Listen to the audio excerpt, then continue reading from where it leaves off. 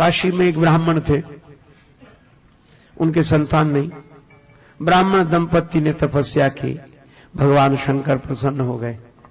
क्या चाहते हो? महाराज आपकी कृपा से सब कुछ है, पुत्र नहीं।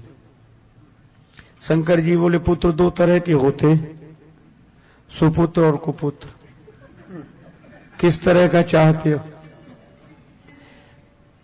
कुपुत्र की उम्र लंबी होगी पर जीवन भर दुख देगा, सुपुत्र की उम्र कम होगी पर तुम्हें सुख देगा। ब्राह्मण ने कहा सुपुत्र ही दे दो। अब शंकर भगवान ने कैसी परीक्षा ली, बोला अच्छा पुत्र होगा, 5 वर्ष की उम्र रहेगी। अंतर्धान हो गए शंकर जी।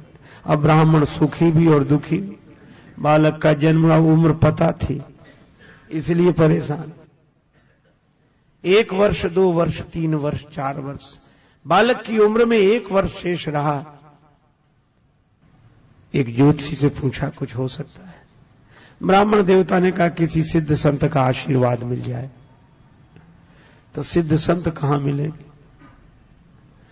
ब्राह्मण ने कहा इस झंझट में ही मत पड़ो कि कौन सिद्ध है कौन नहीं है, तुम तो सबको सिद्ध मानना शुरू करो, कोई ना कोई मिल ही जाएगा। संत संत हैं, बस ठीक है। और तुम सब में भगवान के भाव से प्रणाम कराओ बालक को। ब्राह्मण ने गंगा जी किनारे काशी में कुटिया बना ली, पुत्र को लेकर रहने लगे। जो रास्ते से निकलता बालक उसी को प्रणाम करता। नर नारी निकले जिते जुवा वृद्ध अरुबाल, गो गजबाज अनेक पशु सूकर स्वान श्रगाल, आवत देखे दूर ते जोरे दो हाथ, पुण्य प्रणाम सबको करत धरि धरि महिमे मात। हथेलियां कड़ी हो गई, सिर पर चिन्ह बन गया। लेकिन भगवान की लीला बड़ी विचित्र। जब बालक की आयु में रहे 3 दिन शेष, बड़े भाग्य से ते ही मग सप्तऋषि की ओर प्रवेश। सप्तऋषि निकले, मुनिमंडल को महिमे पर के, दुज बालक दंड प्रणाम किया। चिरजीवी भव चिरजीवी भव, ऋषियों ने आशीर्वाद दिया। सप्त ऋषि बोले चिरंजीवी भव चिरंजीवी भव चिरंजीवी भव।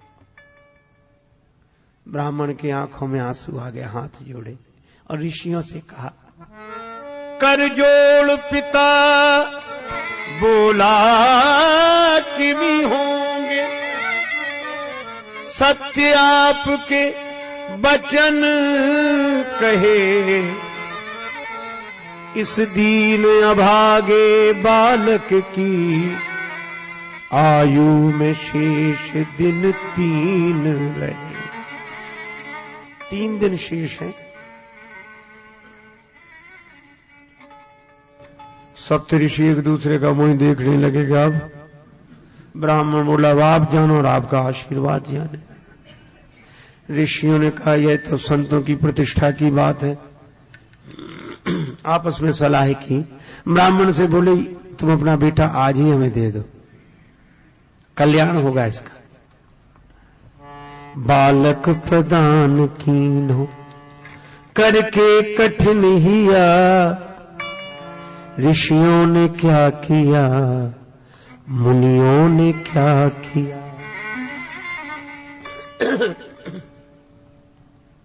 सप्तऋषि उस बालक को लेकर दूसरे दिन ब्रह्मा जी के यहां पहुंचे। कुछ नहीं कहा, सप्तऋषियों ने प्रणाम किया, पीछे उस बालक ने भी जैसे ही प्रणाम किया तो ब्रह्मा जी भी बोले चिरंजीवी भव चिरंजीवी भव।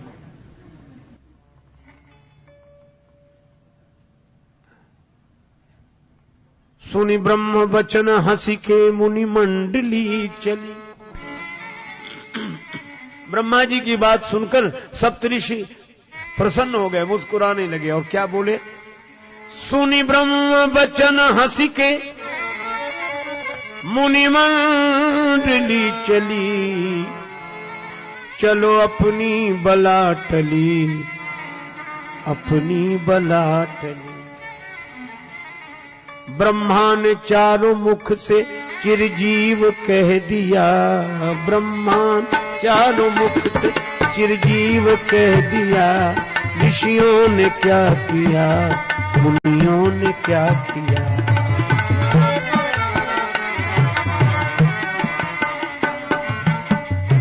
ब्रह्मा जी बोले क्या बात है। सप्तऋषि बोले इस बालक की आयु में 2 दिन शेष हैं, 2 दिन।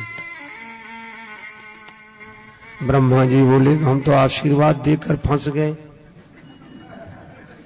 सप्तऋषि बोले ऐसे ही तो कल हम फंस गए थे, लेकिन आज हम मुक्त हैं। क्यों? लोग कहेंगे सप्तऋषि झूठे, तो हम कहेंगे ब्रह्मा जी झूठे। तो सप्तऋषि झूठे, ब्रह्मा जी ने कहा। ब्रह्मा जी बोले तो हमारी बात किसी तरह बनाओ। बोले आप ही बता, आप तो बुद्धि के देवता हैं। ब्रह्मा जी बोले परिवर्तन हो सकता है।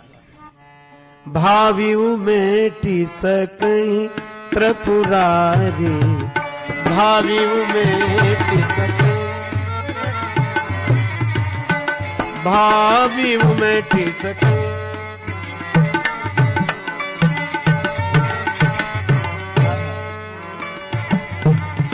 मेटि सकहि सकहि सकहि। भावी शंकर जी मिटा सकते हैं। वही चलो। तीसरे दिन सवेरे सवेरे ब्रह्मा जी सप्तऋषि वह बालक शिवलोक में।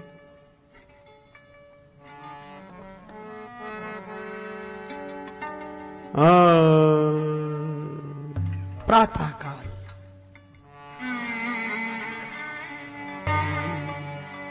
भगवान शंकर विराजमान है। ब्रह्मा जी ने प्रणाम किया, ओम नमः शिवाय। सप्त ऋषियों ने ब्रह्मा जी के पीछे शंकर जी को प्रणाम किया, और सबसे पीछे वह बालक भूतल परे लकुट की नाई।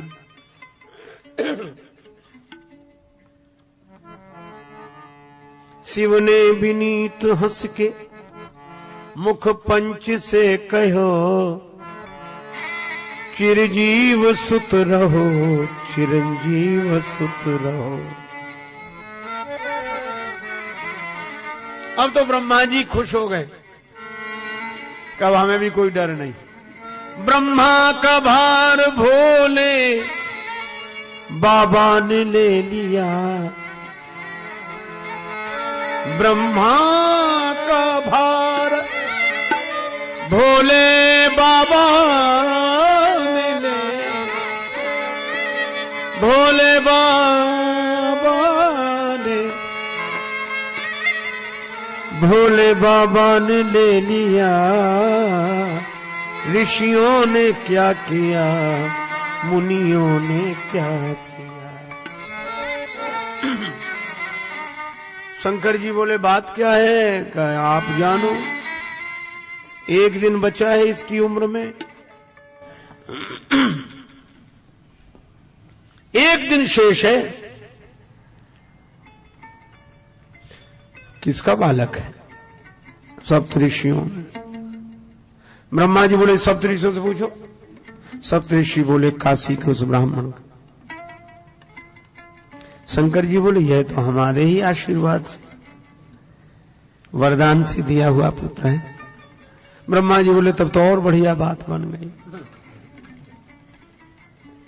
भावियों मेट सकहि त्रिपुरारी, काल से तो महाकाल ही बचा सकते हैं। करालम महाकाल कालम कृपालम। देवादिदेव भगवान शंकर ब्रह्मा जी से सप्त ऋषियों से बोले आप लोग जाओ, इस बालक को यहीं छोड़ जाओ। भगवान शिव ने कहा ओम नमः शिवाय का जप करते हुए बिल्व पत्र शिवलिंग पर चढ़ाते रहो, निश्चिंत रहो। बालक वैसे ही करता रहा। शाम को उस ध्यान मग्न बालक के गले में यमराज ने फांसी का फंदा डाला। समय हो गया था। भगवान शंकर ने देखा कि बालक घबरा कर शिवलिंग से लिपट गया। शंकर जी प्रकट हो गए, त्रिशूल लेकर यमराज पर झपटे। यमराज ने हाथ जोड़ लिए, हे देवादिदेव महादेव, यह तो आपके ही विभाग की बात है, ये संहार विभाग तो आपका ही है, अपने ही डिपार्टमेंट में गड़बड़ी आप ही। शंकर जी बोले क्यों? बोले आपने इसे ने कहा। यमराज बोले कि 5 वर्ष की उम्र आपने ही दी है, सो पूरी हो रही है। शंकर जी बोले यह बताओ, इस बालक को उम्र तुमने दी है कि हमने? यमराज बोले आपने। तो कहा इसकी उम्र तुम्हारे हिसाब से पूरी होनी चाहिए कि हमारे हिसाब से? यमराज बोले कि सरकार का हिसाब सुनना चाहते। शंकर जी बोले सुनो, क्रमशः कलयुग, त्रेता, द्वापर, त्रेता, सतयुग, एक एक युग से बड़े हैं। सतयुग सबसे बड़ा है, और ये युग एक बार हो जाए तो मनवंतर, कल्प। और ब्रह्मा जी की आयु में ऐसे बीतत कल्प अनेक, ब्रह्मा जी की आयु में बीतत कल्प अनेक, और 10 ब्रह्मा बीते बने शंकर का दिन एक।